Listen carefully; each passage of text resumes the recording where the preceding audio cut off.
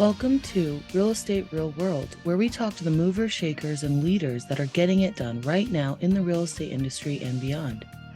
Your host, Marguerite Crespillo, started this podcast simply dedicated to call people about what's really happening in this crazy roller coaster ride of real estate.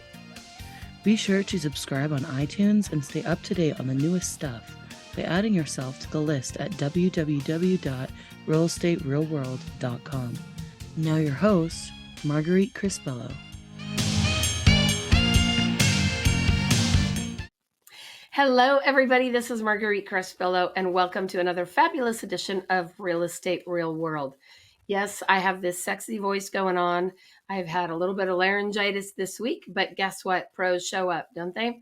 So I'm here, and I'm excited to be joined today by one of my all-time favorite people in the world, one of my very, very best friends. He's the kind of guy who, when you call him, he's always honest and truthful, and he does not put up with any of my BS, meaning he says, all right, Marguerite, like, let's get to work, right? So he's somebody that I get to have pity parties with on occasion, and he doesn't let me have them for very long, but he's an extraordinary human being. So Frank Crandall is your consigliere. He gave me a big old long word. Look at that. Of real estate and co-host of the Radio Realtors Real Estate Radio Show. Frank is a native of Sacramento and attended Christian Brothers High School and Sac City College. Frank has been a team leader with both Keller Williams and RE/MAX and is also an agent owner with eXp Realty of Northern California. For Frank and his beautiful wife, Mary, also one of my favorite people, real estate is a family affair as they work as a real estate team. They also have a successful home staging business. And Frank has devoted his working life to customer service, starting out within FedEx. He's even worked as an optician, I didn't know that till today, for VSP before finding a home and a career as a real estate agent. In his spare time, Frank loves to golf and travel, and he does a charity golf tournament every year in September. So Frank, thank you. Welcome. I'm excited to have you here, Frank. Hi, Marguerite. Thank you for having me. Always a pleasure talking to you, and you need, I'm always there for you. You are. You've just been an extraordinary human being and a huge, important person in my life. So thank you for being here. So tell me, Frank, how is real estate going right now? Well, the last couple months have been a little dormant for my wife and I, but in the last 10 days, business has been picking up, and we're starting to see a lot more interest with buyers, a lot more interest with sellers, and my wife's staging business is picking up. So it's headed in the right direction. There you go, right? It's just consistency, right? That's right. That's right. So tell me this. What made you decide, from working at, FedEx and UPS and all that, what made you decide to go into real estate? Well, I was looking for another career because UPS and FedEx physically, they just beat you up, and you're an employee, so they use you like a car rental. But I spent, 11 years at UPS and then 4 years at FedEx, and it was just time for a change. And this is when I was 48 years old. So I never want to hear people say I'm too old to get into real estate, because I started at 48. So I've been in Never the too business late. now. Never too late. I've been in the business now for 20 years.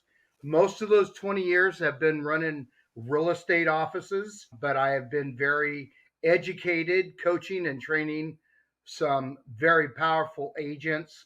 And, every day is a new adventure. It's never the same.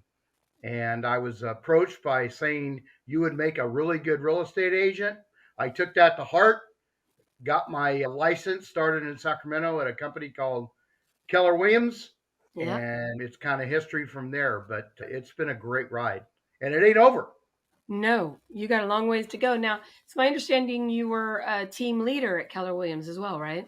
Yeah, that's right. I ran 4 to 5 offices in Southern California, one in Chula Vista, and then a couple in Orange County. But my claim to fame is when I ran a huge office in a town called Santa Clarita, right over the Grapevine. Oh, beautiful area. Yeah, so we grew that office from 57 agents, and when I left, it was approaching 400. Wow, that's Yeah. crazy. What would you say, or what have you seen as the biggest mistakes agents make And then I want to flip that too to what do you see the most successful agents doing on a regular basis? I think that there is a certain hesitancy on newer agents coming in. They're afraid of making mistakes and having their ego bruised. I mean, realtors that have egos, oh my goodness, I couldn't even tell you. Shock. You need to take this real estate business serious and you need to treat it like a business. It's not part time. If you treat it part time, you'll get part time pay. And I just think that a lot of people are 1 foot in, 1 foot out, saying, I hope this thing works for me. If not, I've got a plan B. No, there is no plan B. There is no plan B. You need to do what it takes to be disciplined and accountable to do this business. Did that answer the first part of the question? Yeah, and I love that because I remember I had this friend years ago that I sold, a young guy that I sold a house to. He used to always say, if you have a backup plan, if you have a fallback plan, you'll fall back. That's right. And so you gotta embrace life and your real estate career with no backup plan. I mean, I didn't have no backup plan. I had to figure it out. I was like, I'm gonna have to figure this out one way or another, right? Yeah. So So what I see people doing today is, it's funny. You always hear the bad press saying that it's a terrible time to be in real estate, especially now with the interest rates. But you have to figure that in the local boards all across the United States, there will be 300,000 agents that will leave the business this year because it's too tough. But there also is 300,000 agents that are coming into the business because they want to get real estate. And I've always seen the people that talk a big game, and chances are they hardly do anything. And then you will find people that are very meek and mild, and they're continuously getting educated, going to class, and then boom, it clicks. You have to have a certain type of personality. You got to be an entrepreneur. You got to be a self-starter. You've got to learn to make something from nothing. And a lot of us are used to having that employee mentality where people tell you what to do. It takes a different breed. I love coaching new people. I do, because I have made all the mistakes. And I know, Marguerite, you've made all the mistakes. And I just want people to be successful and not do what we have done. But the people who are plugging in, getting educated, going to seminars, and I'm not talking just strictly real estate seminars, powerful mindset people, motivation, they're the ones that are really going to make it. And they try to find out as much as they can about the real estate business. it's funny that you say that because I think that so many people think that they can just jump in and not really have to work, right? Like Well, not have to have a job. And they say, oh, all she did was put in a sign in the yard. How hard can that be? And thinking about some of those things. And so I'm always curious when you actually watch successful people, what I have found, and I'm sure that you found this as well, Frank, is what is most important is their daily habits. Like, what are you doing every day on a daily basis? And consistency is so important, right? Like, one of the things, I have a program we launched recently called Sales Fuel. And in Sales Fuel, you have a success tracker that you have to post what you do every day. And it's the hardest thing for agents to do, to keep track of what they do every day. And I always say, if I had a camera and I were to follow you around all day long, what would I see you actually doing? And what you see successful people doing versus the people who complain about successful people is the successful people are actually doing the work, right?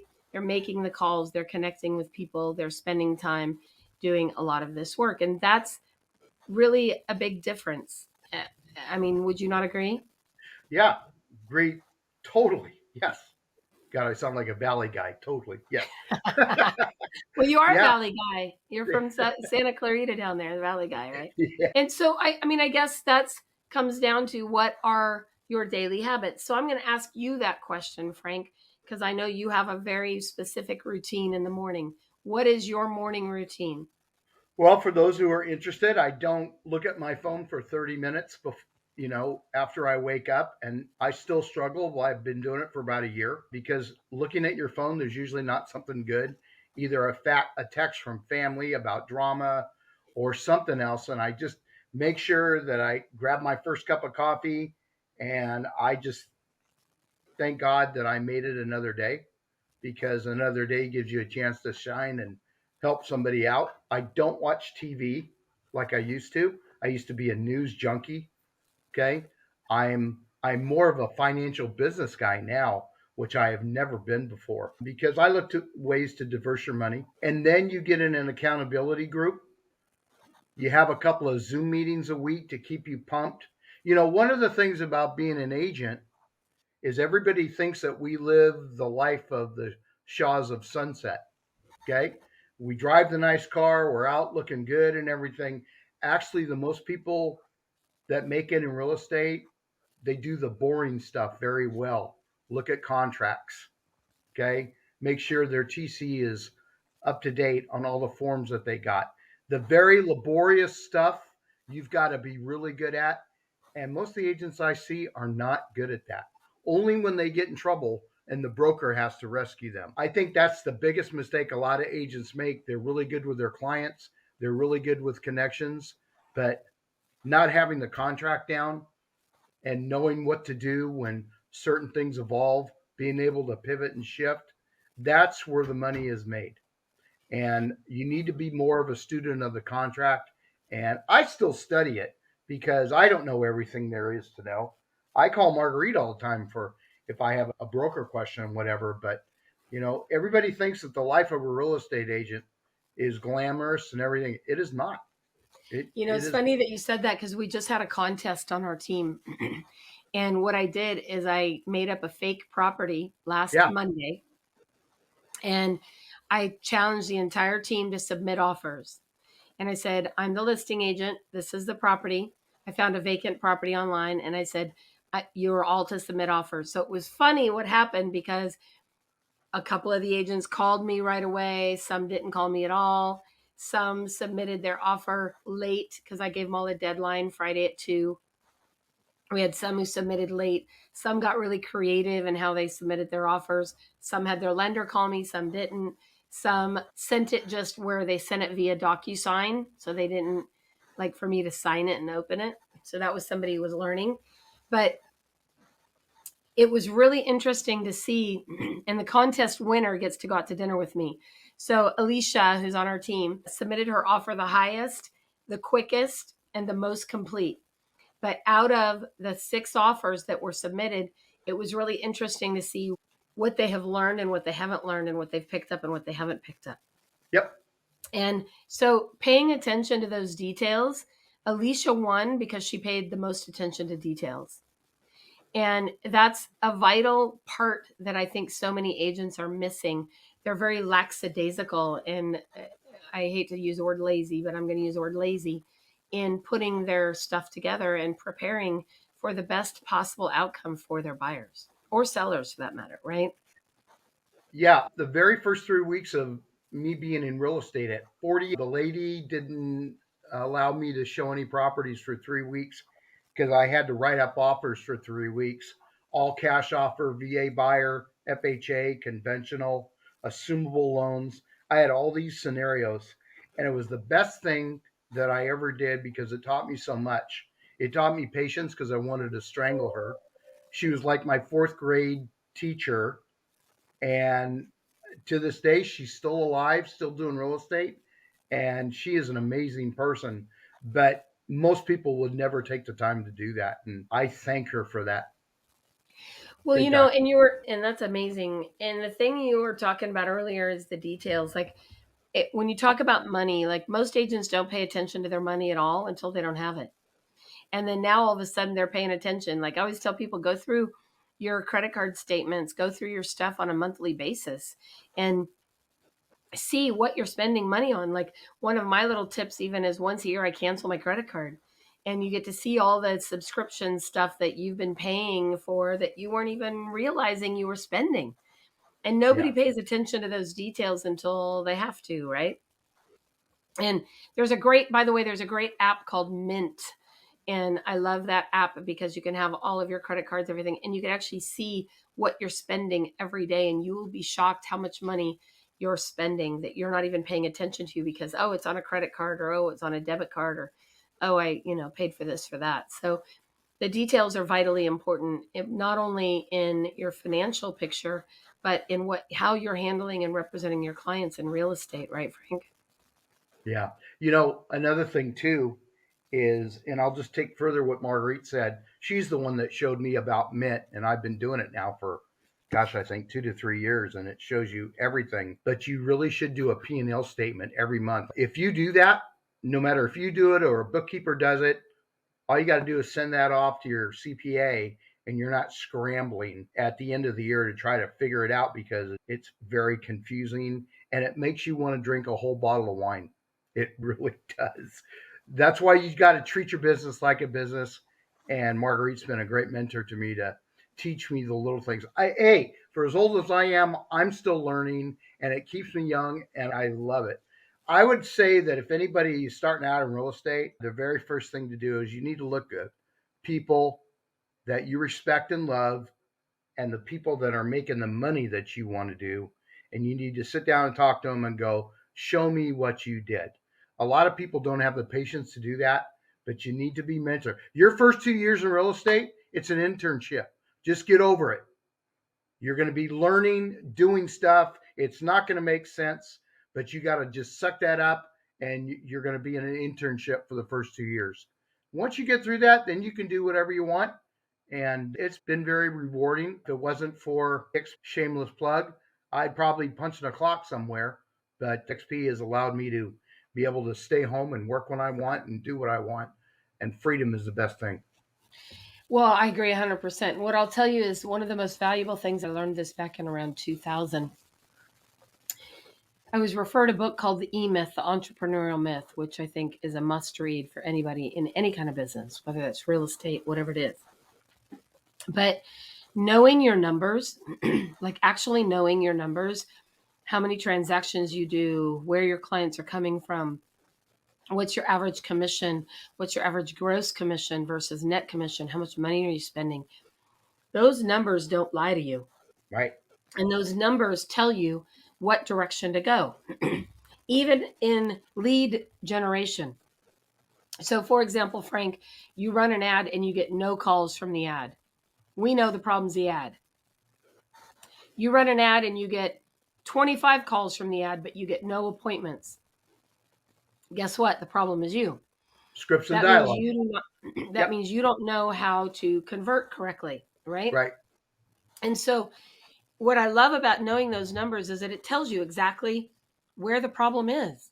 If we now know you got 25 calls and you didn't convert them, you got to work, like you said, on scripts and dialogues. You got to work on how do you convert those clients. So numbers never lie to you.